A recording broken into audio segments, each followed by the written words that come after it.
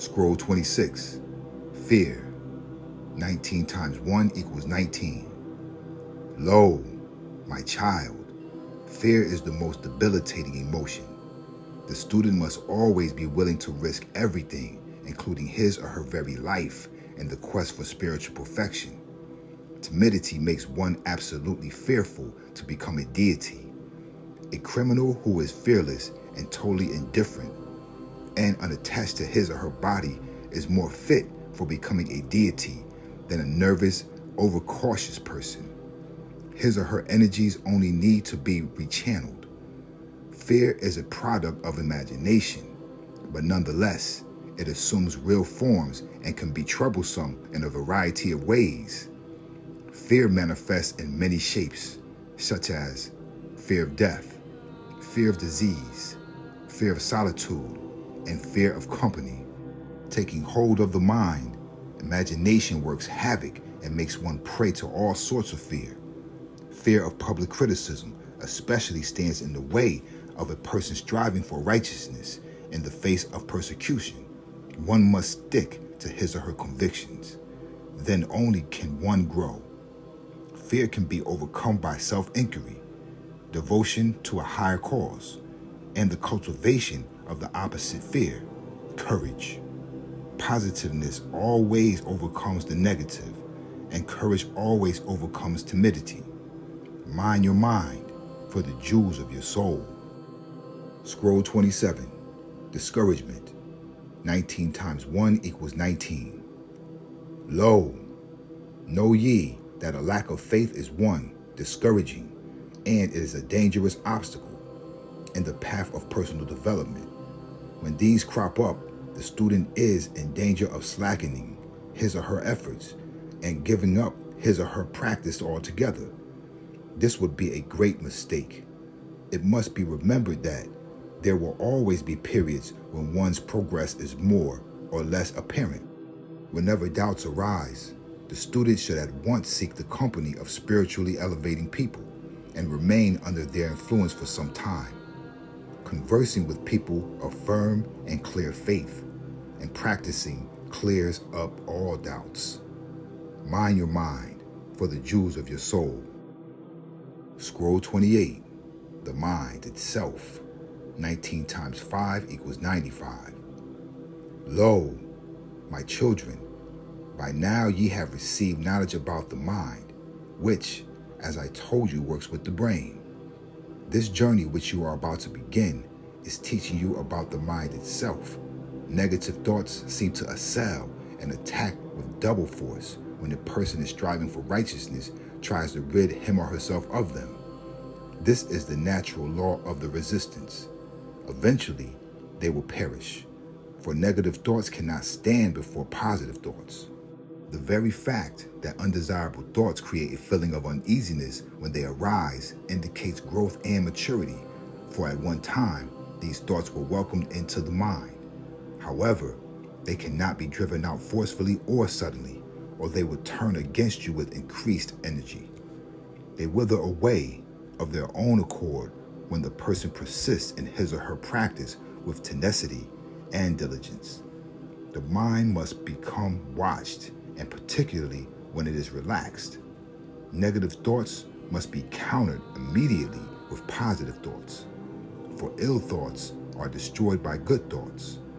Just as it is easiest to stop an intruder at the gate, so it is easiest to check a negative thought as soon as it arises. It can be nipped in the bud by sustained spiritual practice, good actions, and awareness of the misery which arises from negativity. Hatred, like anger, is one of the fiercest foes of the serious student. Like greed or lust, it is insatiable. Though it may temporarily subside, it can burst out again with redoubled force. It is like a contagious disease which infects one person after another. Contempt, prejudice, and ridicule are all various modes of hatred. Infatuation and attachment are serious obstacles because they are subtle as well as powerful. When millions of people are killed during a war, a mortal man does not weep, yet he or she weeps when his or her spouse dies. This is because infatuation creates the idea of mine, and the greater the attachment, the greater the pain. When a person speaks of my wife, my son, or my home, he or she reveals an attitude of separation from the rest of humanity. So as long as there is identification with the ephemeral physical world, little progress can be made on the path of becoming a child of Pāṇadaru, the overseers. Greed, which is closely linked with infatuation, is insatiable, and it agitates the mind. Even though an Enocyte may be a millionaire, he or she schemes to become a billionaire. Greed assumes various subtle forms. If a mortal man thirsts for name and fame, this also is greed. Infatuation, attachment, and greed are destroyed by vigorous self-inquiry, prolonged meditation, and constant spiritual practice. Another impediment to perfection is memory, or recalling past events. To overstand this, assume for a moment that one is meditating in a solitary country setting. If memories of a past holiday in New York arise, and the mind is allowed to dwell on them for the moment, one will actually be living in New York in a past time. This applies also to daydreams. Looking back to the past experiences give life to the memory picture, reinforces it, and pulls the mind away from its true nature. A god never looks back. This does not mean don't reflect on goods of the past. In fact, listening to music of when you were a child and you remember your mom and dad, your grandmom or granddad singing, or listening to the oldies of their time, the sound waves will reactivate dead brain cells. It's one of the keys to rejuvenation, or the fountain of youth. Get those old records out, put them on, tape play them, and reflect on when you were a child full of health. It will give you a newfound feeling of youth. It will actually make you younger in heart, body, and mind, and the total opposite for those elders who listen to this new music. It will remind you of your age and speed your death. For aspirants traveling the spiritual path and dedicating all the actions to Pāṇadaru, the overseers, there is no greater crime than using religion to take advantage of the trusting people. In fact, religious hypocrisy is much worse than ordinary hypocrisy, for the religious hypocrite makes a mockery of spirituality and the supreme being, as they call God. That is called by many names, by different religious denominations. Allah to Mohammedans, Theos to the Christians, Yahweh or Hashem to the Hebrews, Krishna to the Hindus, etc. He or she needs to undergo a long and drastic course of treatment imposed upon the mortal man by somebody else, for he or she is too egotistic and devious to apply self-cure or even to want it. Mind your mind for the jewels of your soul. Scroll 29, Complications of Daily Life. 19 times 2 equals 38. Lo, unfavorable environments, uncongenial atmospheres, and other obstacles do not necessarily lead to the defeat of one's efforts. Rather, they can serve as trials and aids in the development of such strong powers as discrimination, empathy, will, and endurance. On the other hand, undesirable company is highly disastrous, for such contacts fill the mind with useless ideas, hate, racism, and sectism, etc. To avoid being pulled into negativity, the righteous person should protect him or herself carefully from any distracting influences.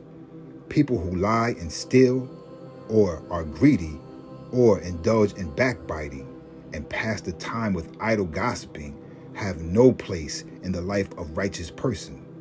The elder used to say, the more you notice a monkey, the more it will clown. Avoidance is safe. Avoid the disagreeable. The healthiness approach is to strictly avoid them. The term undesirable company includes more than just people. It's anything that gives rise to negative thoughts, like bad music, dangerous sports, all negative vibrations. rowdy surroundings, dark parties, gangs, the wrong places to be, war, murder, books and tapes with lots of killing and lust, and songs that create discontent, movies and television programs centering on violence and sensuality, all lead the mind astray and fill it with desires it would not normally have. One should even consider curtailing the readings of some newspapers, for their intent as well as effect is to tantalize the mind with waves of unrest and sensationalism. All these distractions draw the mind outward rather than focus it inward. They foster the illusion that this world is a solid reality and obscure the supreme truth, which underlies all name and forms. Mind your mind for the jewels of your soul. Scroll 30. Stumbling blocks and stepping stones. 19 times 1 equals 19. Lo, ye mortals must watch your mind very carefully. Be vigilant. Be on the alert. Do not allow the waves of irritability, jealousy, hatred, and lust to disturb you. These evil waves are enemies of peaceful living, meditation, and wisdom. The obstacles and stumbling blocks on the path of righteousness can be easily overcome once an intelligent and comprehensive understanding of them has been reached. One should always bear in mind that failures are but stepping stones to success. One must train the mind properly and not be discouraged, for the journey to perfection was never completed through one shadow hour, which ye call night. Mind your mind for the jewels of your soul. Scroll 31, the other side of Tiamat, the planet Earth. 19 times 3 equals 57. Lo, ye mortals have no knowledge of what exists on the other side of the planet, which ye call Earth. One reason is because most of ye don't care about anything except what is in your immediate presence. This is one of the bad qualities that ye mortals carry. Existence in the physical body is but a flash in the life of a soul. The brevity of earthly life becomes more apparent the older a person gets. As the seeker progresses on the path of righteousness, he or she begins to realize that all the existence is a spiritual experience. The only purpose of moving in and out of the physical bodies is to advance towards perfection. Death is simply another spiritual experience or phase through which the soul passes. It is also a sickness that can be cured. During that process of transition, referred to as death, the body ceases to perform the life functions, is sick. The physical body is of the gross earth plane, for it comes from and is composed of the elements of the earth, so the cure is also here.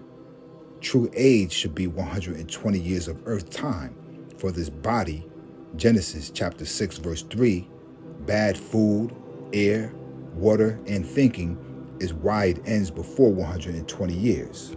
Having served its purpose, it returns to the earth, but when and how one dies is the key. Even God, or Yahweh, or Allah, has a time.